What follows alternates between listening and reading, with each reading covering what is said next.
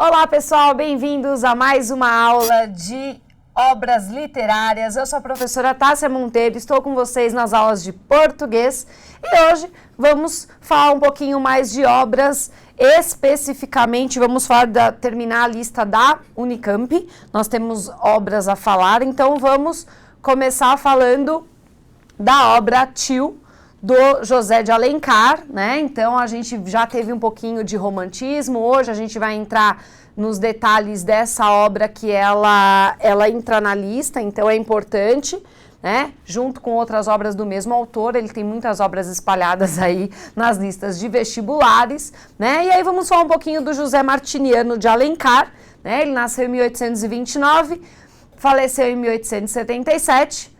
Ele teve uma importância muito grande no romantismo, então ele é um escritor do romantismo brasileiro. Ele tem três fases, uma fase indianista, uma fase urbanista e uma fase, vamos dizer assim, mais até regionalista, tá? Dentre as obras dele nós temos 5 Minutos, de 1856, A Viuvinha, de 1857, O Guarani, de 1857 também, Lucila, de 1862, Diva, de 1864, Iracema, de 1865, As Minas de Prata, primeiro volume em 1865, segundo em 1866, O Gaúcho, 1870, A Pata da Gazela, 1870, O Tronco do Ipê, 1871, Guerra dos Mascates, primeiro volume em 1871, Tio, que é a nossa obra de hoje, 1871 também, Sonhos de Ouro, de 1872, Alfarrábios, de 1873, Guerra dos Mascates, segundo volume, em 1873, Ubirajara, 1874 e O Sertanejo, de 1875. Para finalizar, Senhora, de 1875 também e Encarnação, de 1877. Bem, falando como vocês sabem, antes da gente entrar nos detalhes da obra, eu gosto de falar do contexto, do autor e do período em que ele escreveu. Como romantismo, na obra literária dele, como é prosa, não é dividido em fases como a gente viu na poesia. Só que ele tem essas três fases, as quais comentei anteriormente.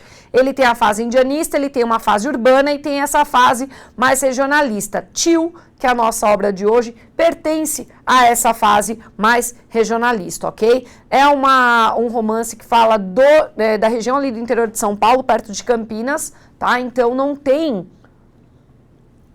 pertence à trilogia indianista e também não pertence aos romances urbanos, que é o caso de Senhora, por exemplo. Vocês também devem ter percebido que muitas obras foram escritas no mesmo ano. Tipo, o cara era uma máquina, literalmente, de escrever, gente. Ele começava a escrever, tem obras aí, ó, por exemplo, 2, 3 no mesmo ano, né? Por quê? Porque o cara realmente escrevia muito, tá? Então, ele tem uma produção, além dessa, ele ainda escreveu mais coisas, tá? Então, o José de Alencar, ele é o nome da prosa romantista brasileira, tá? E vamos falar agora em si da obra. O Tio, né? Ou melhor, o livro Tio, é publicado em 1872, participa da fase regionalista, como eu disse anteriormente, junto a O Gaúcho, O Sertanejo e O Tronco do Ipê. É o retrato de uma heroína romântica com alma bondosa, né? A divisão se dá em 4 partes. A primeira parte tem 15 capítulos, a segunda 16, a terceira 15 e a quarta 16 também. Então é uma obra densa, tá? Vamos agora às personagens. Nós temos Berta Inhá, ou Tio, que é o que dá título à obra. Ela é protagonista, ela é bonita e graciosa. Nós temos Miguel, que é o filho de Inhá Tudinha. Nós temos Luiz Galvão, que é o dono da Fazenda das Palmas. Nós temos Linda, que é a filha de Luiz Galvão e Dona Emerlinda, educada aos moldes da corte, né? Vamos lembrar que nesse período a gente está falando, acho que metade do século XIX, tá? Afonso, irmão de Linda, João Fera ou Bugre, é o capanga dos ricos da região, ele é um homem temido. O Brás é o sobrinho de Luiz Galvão, que ele tá escrito débil mental porque é assim retratado no livro, tá? Mas na nomenclatura atual seria uma pessoa especial. Zana, que é uma negra que trabalhava para Bezita. Bezita eu não coloquei aí, a história começa toda com a Bezita, tá? Ela é a mãe da Berta, tá?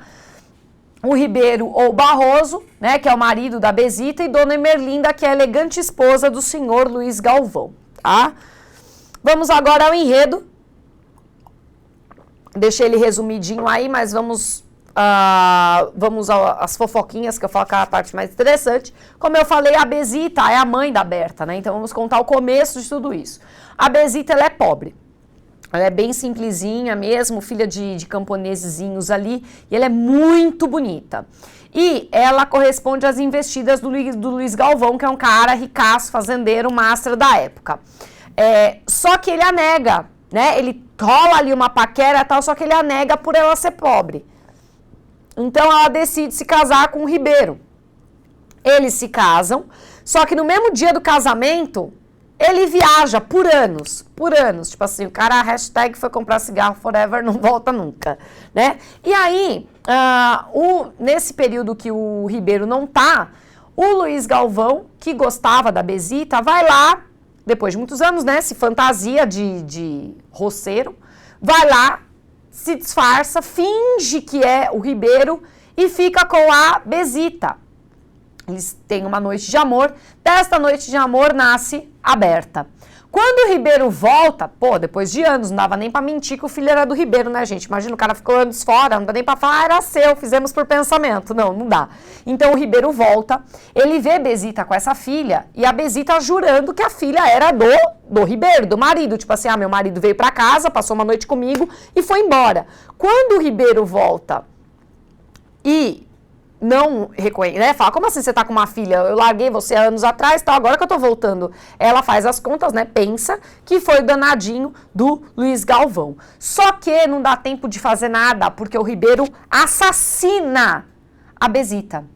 E a Zana, que era a negra que ajudava ali na família, ela presencia tudo isso, depois ela fica louca, depois que ela vê o Ribeiro matando a Bezita. Ele ia matar a Berta, a menina, o João Fera chega e salva, tá? Então é a primeira vez que ele salva a moça, né? Ele salva a menina e essa menina vai morar com quem? Com a tal da Inhatudinha e o seu filho Miguel, que tinha certas afeições com a menina Berta.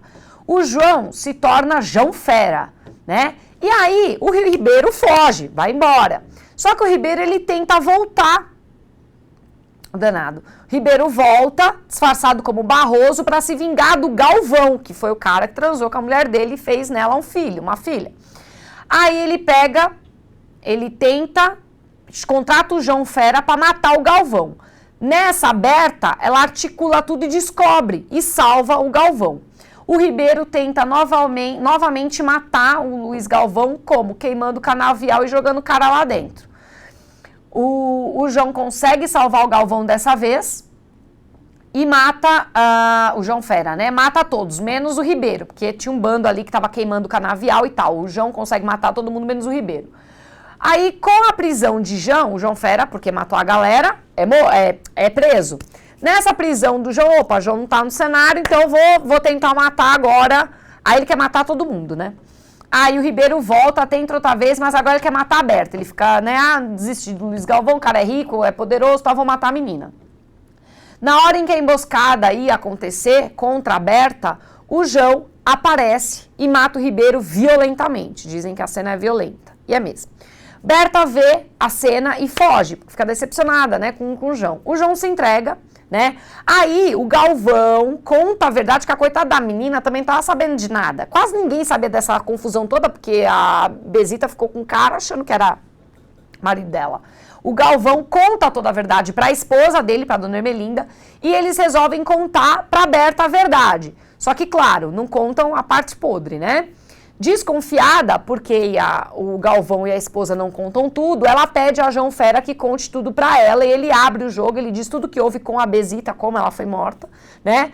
Ele relata tudo, porque na verdade a culpa da Bezita morrer, né? Porque ela não sabia, ela morreu sem, na verdade ela morreu ali na hora que ela tava morrendo, que ela se tocou, que transou, não com o marido, mas com outro cara que se fazia por ele, né? E aí o João Fera conta tudo, né? Ela não vai morar com o Luiz Galvão, porque ela não, que ele enganou a mãe dela, então ela continua ali, tendo aquela relação de pai, não sei o quê, mas ela fica na fazenda com Brás e com João Fera, tá? Então essa é a nossa história. O narrador é em terceira pessoa, o narrador observador. O tempo é contemporâneo da obra, né? Século XIX, o espaço Todo o espaço ali acontece na fazenda, ali em volta da fazenda do Luiz Galvão, que é no interior paulista, próximo a Campinas. A análise da obra, né?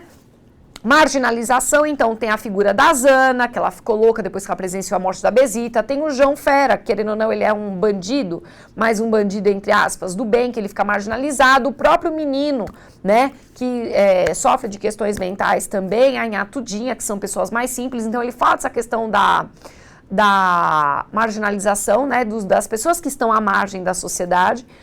O autoritarismo, né, que aí entra na figura do Ribeiro, na própria do Luiz Galvão, essa coisa da autoridade. Casamentos arranjados, né, que não são felizes, são arranjados, então tem essa crítica. Essa obra trabalha assim com a questão do assassinato, da violência, né, do ódio. Tem a questão da intuição da nossa heroína, que é a Berta, né, e a questão da nobreza de caráter, né, que é o não se vender. Só para finalizar a obra, né? No caso, a nossa obra de hoje, já para finalizar a nossa obra de hoje, uma coisa que é importante é de onde vem esse nome, o tio, né? Tio com L é aquele símbolo que fica antes do ão, né? Em cima do ão, né? Não, são. Então, esse tio, tem até uma analogia, alguns críticos dizem que as curvas da Berta, que ela é muito linda, assim como a mãe dela. E por causa do menino que tem questões mentais, que a Berta tenta ensinar ele a ler, a escrever, tenta ensinar as letras, e aí o tio, ele compara o tio com a Berta e fica chamando ela toda hora de tio. Então, na verdade, tio aí é um apelido que a nossa protagonista, que a nossa heroína romântica tem. Não tem um final mega feliz, com casamento, aquela coisa toda, mas pelo menos é um final muito melhor do que o de Iracema, que morre no final, tá? Então, já tem uma suavizada nesse romantismo aí, ninguém precisa morrer, né, para que dê tudo certo. Gente, muito obrigada pela companhia, espero vê-los na próxima obra, muito obrigada, um beijo grande, tchau, tchau.